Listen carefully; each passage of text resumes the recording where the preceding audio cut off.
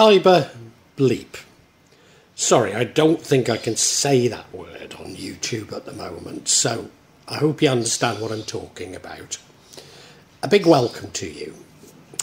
I've already talked about the multiverse, and indeed my concerns about it in the World Wide Web and the Matrix vlogs. But some of the first applications of the multiverse that we're going to be aware of are those facilitating cyber bleep. But these seem to embody major ethical questions. I suppose just as internet porn did, but this seems to be a massive escalation of those ethical issues. We know that between 20 and 33% of all internet use is for online bleep activity, and 17% of those who use it, are becoming addicted to it. Just as indeed I did to internet porn, when I was in a period of enforced celibacy. You see, I endured 20 years of abuse at the hands of a psychopathic, covert narcissist who withheld intimate relations from me, and I lived a celibate life for most of that. And yeah, I became addicted, I'll admit it. Now, this isn't science fiction.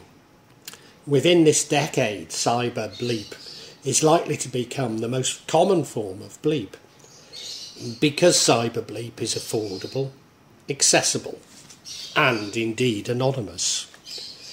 I think I need to be clear on my own moral position. Yes, I am a Muslim, and yes, my views have changed somewhat. I've shifted from moral relativism, but I'm certainly not a moral absolutist. I live in Indonesia, a very masculine country, and therefore I'm influenced by this. But by the same token, I see that all the females in my family are victims of abuse of power by males. So yes, I'm Muslim, but what in the West would be seen as a liberal Muslim. Now, I moved to Indonesia from Manchester, and I was in Manchester when it became the centre of a centre for the LGBT community. Indeed, when the Salford gangs took over the doors of the nightclubs, or even ended up closing many of the major nightclubs, I, like so many, moved to the gay rave scene. Now, this contact did bring me into contact with sadomasochism. Indeed, it was fashionable to wear fetish clothing to these events, and many believed, including the organisers of these events, me to be a hardcore S&M devotee. I've got to admit, I did explore some of the darker sides of my personality at this time, in a Jungian shadow self sort of way. And at the time, the majority of my friends were from the LGBT community. So my moral position is somewhat between wanting to protect women's and LGBT rights, and a belief that gender probably is important. But of course, gender along with sexuality, like everything, can be plotted on a normal distribution. And I would be the first to agree that these distributions will overlap. So I'm not arguing that male is definitely male and that homosexuality is unnatural. Far from it. But I am concerned at the right to see the normalisation, at what the right see as the normalisation of androgyny and the collapse in bleepual relationships, particularly amongst the young. The Metaverse. I'm very concerned that the Metaverse is being built and embodying the assumptions of a wealthy, controlling elite. Put simply, it's a reflection of how those involved in its development feel and believe. Whilst the metaverse is being developed in the Bay Area, cyberbleep development is concentrated in LA, especially the San Fernando Valley, where real porn stars are currently being scanned for the virtual world. And now, I don't know how many of you have actually been to LA, but those of you who have, do we really want our futures based on the assumptions of what I see as such a materialist and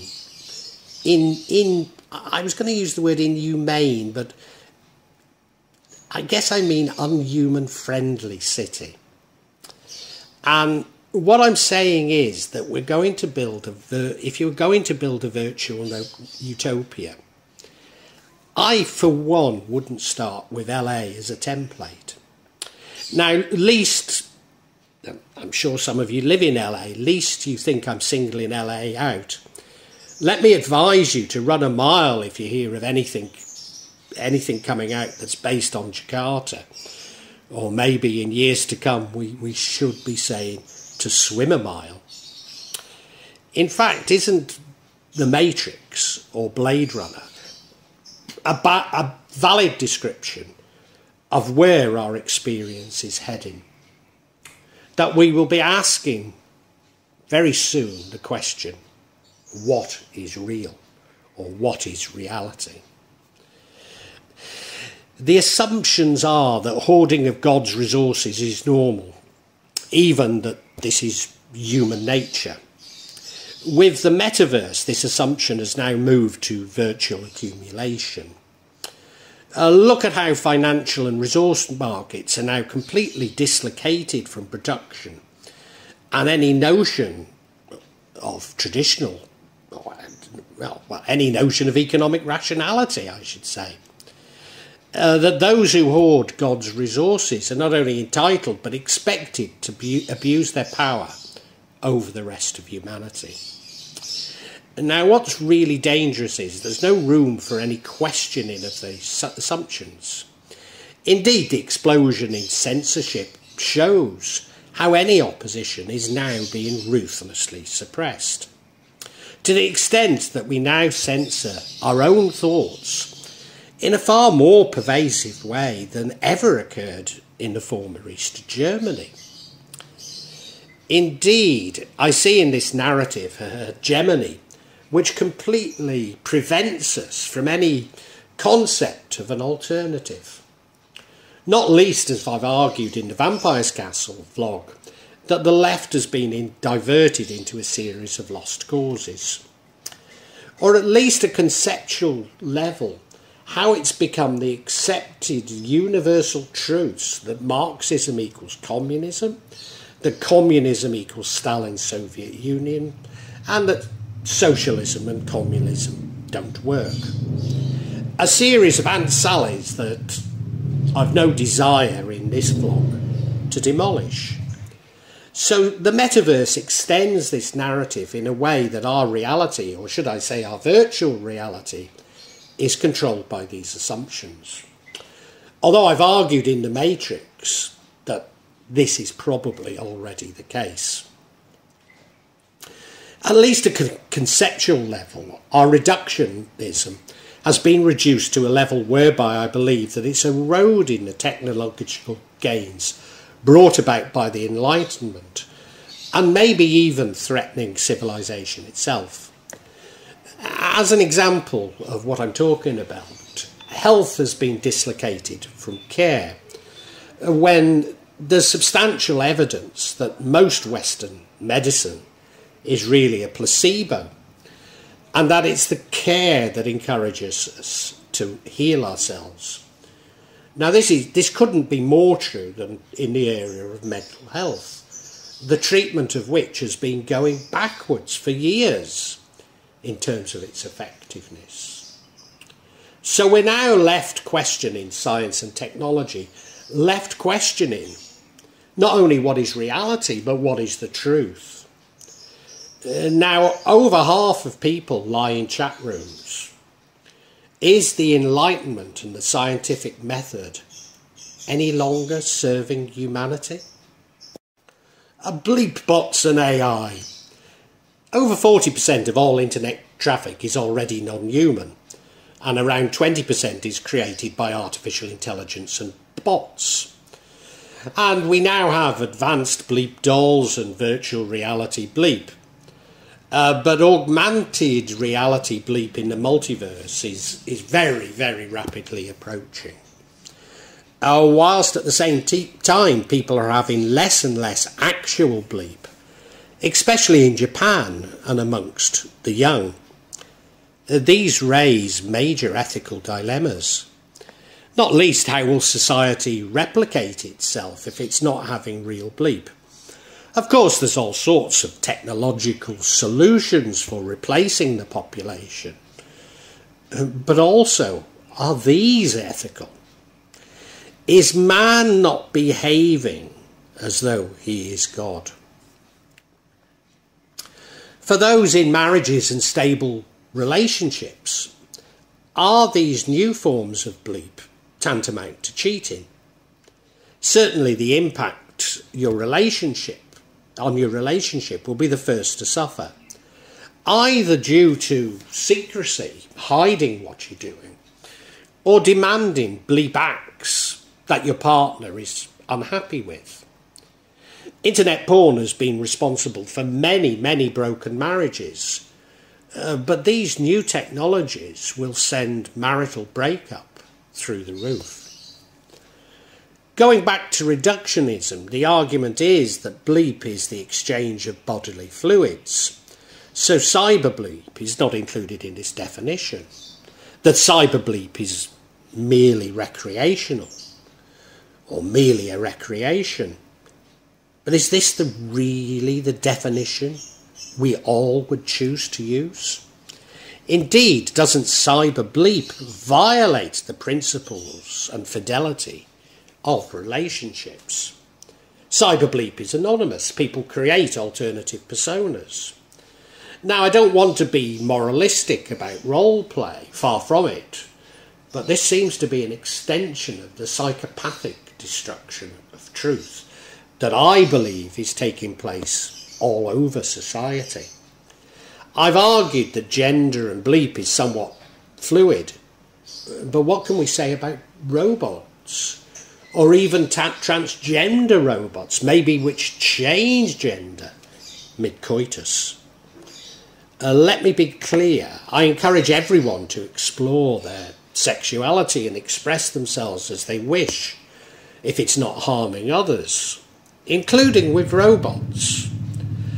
But that this cyber bleep will become dominant presents huge moral dilemmas, especially for those who are actually less liberal than I. Indeed, those with conservative morals seem to suffer the greatest psychological damage from these developments. What does artificial or virtual bleep actually mean? Isn't traditional pornography somewhat artificial, and web-based pornography even more so? But now we're able to generate pornography simply using artificial intelligence. Ethics are challenged online. Maybe this is a good thing. But we enter this moral minefield blindfolded. Real-life relationships are pedestrian and predictable. Frequently, they are difficult and troubled. So cyberbleep offers an escape for this normality. But does it not also offer the possibility of instant gratification? The possibility that seems our society is heading in a rapid direction to embrace gratification without strings. Of course, it's said that prostitution is the world's oldest profession, but isn't what I'm talking about the commodification of bleep, the extension of capitalism into our most personal and maybe private domains. That these developments come from the surveillance capitalists, so the Internet of Things is about your possessions spying on you. But do we really want to welcome these people into our bedrooms, into our deepest and darkest secrets? Wider ethics. Isn't the promotion of virtual bleep a little like internet porn? A device to keep us occupied and diverted from rather troubling developments, or what I certainly see as troubling developments in the real world. Especially as maybe 5 to 6% of us become addicted to internet porn. I guess I'm hinting at a brave new world, or a rollerball, in which all our needs are supplied, whilst a few large companies control and own everything. As a Kajawan believer, I understand that I must rid myself of all attachments and addictions before I die. But to get closer to God, I must avoid anything which is addictive. And certainly these developments are addictive. Not only does virtual bleep take away our need for bleep partners, but maybe for most human contact. And I think it's this aspect that's the most worrying to me. What becomes of a society in which there is no human contact, or very little human contact? 20% of heterosexual couples already meet online, and 66% of all homosexual. But they're much less likely to stay together, and are 50% less likely to marry. Facebook itself is cited in 33% of divorce cases in the US. Women in committed relationships would have a relationship with 3 of their Facebook friends and sleep with 8 of them if they were single. But men would have a relationship with 8 and sleep with 26. And now if my wife, Maddie, is listening to this, I need to add that I don't use Facebook, as she well knows. Women, regardless of if in a relationship or not, keep 4 people on a back burner, as it were, in case their current relationship fails. And men, 8, with women sending bleepual messages to 1 of these, and men to 3. Now, I've argued that we're all connected to a consciousness of all of God's creation. The materialist assumptions of the Enlightenment have made our connection to the consciousness of inanimate objects seem ridiculous, maybe even humorous, as increasingly our contact with plants and animals to be equally ridiculous. Will the multiverse make human contact also seem ridiculous? Seem like something from the past? Something that isn't about progress? Something that is antiquated? And does this not take us further away from knowing God? Indeed, cyberbleep taps into our great desire for love. But is it right that this should be manipulated and indeed controlled by man? Although, of course, if reality is co-created by us with God, what is society and human contact anyway? Well, we can certainly say that these developments are a threat to what we currently perceive society, and therefore civilization, to be. I guess the dilemma for me is that we're totally unprepared for these ethical dilemmas. I'm not coming down strongly one way or another, but what I'm saying is, like so many developments in the current world, there's been no debate. There's certainly not been a vote. There's been no debate about it. No ethical debate about these dilemmas.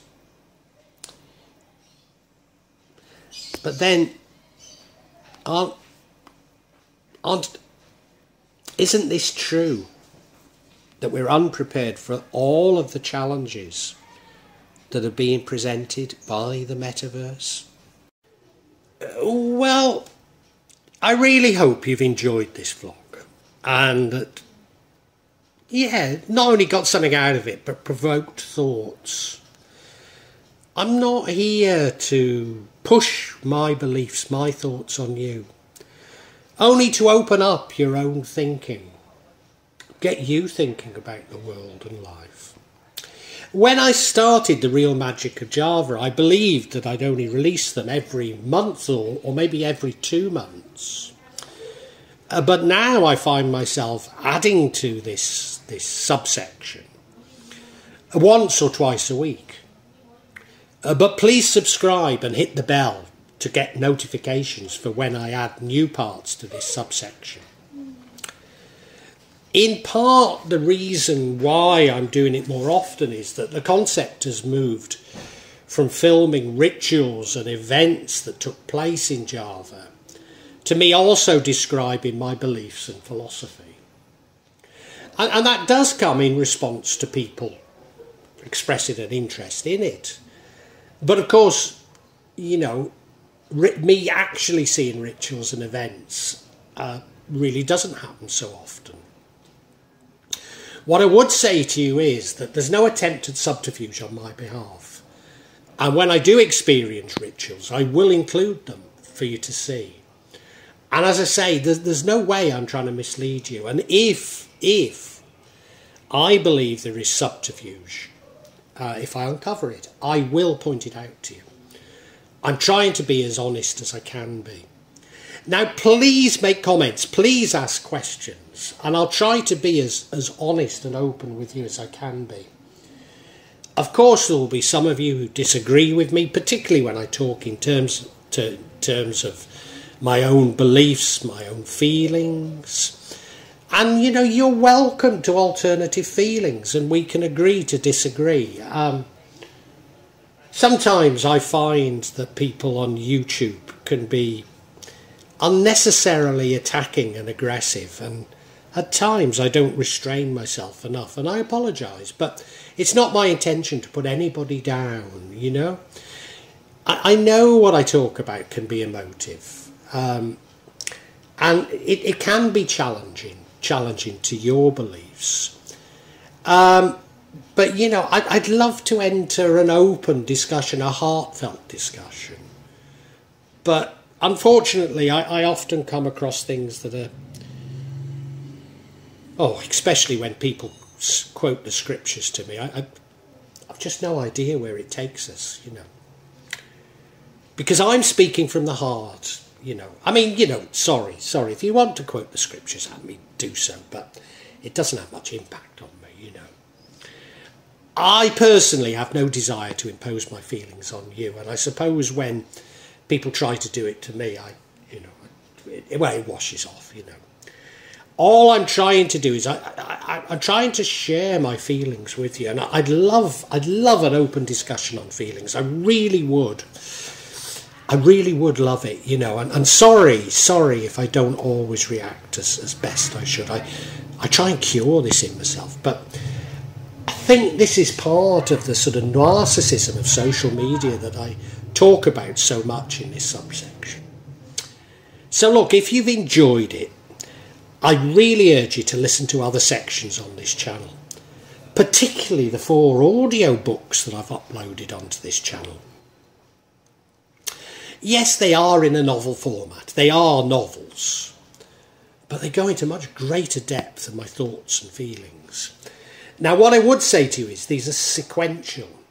So my thoughts and feelings develop as we go through each chapter and each book. So it does begin with 1.1, the Chinese cemetery. But, you know, hey, it's up to you. Feel free to dip in as you wish, as you want. And, you know, really heartfelt thanks for listening to this. And I really want to say a great big thank you, and God bless you.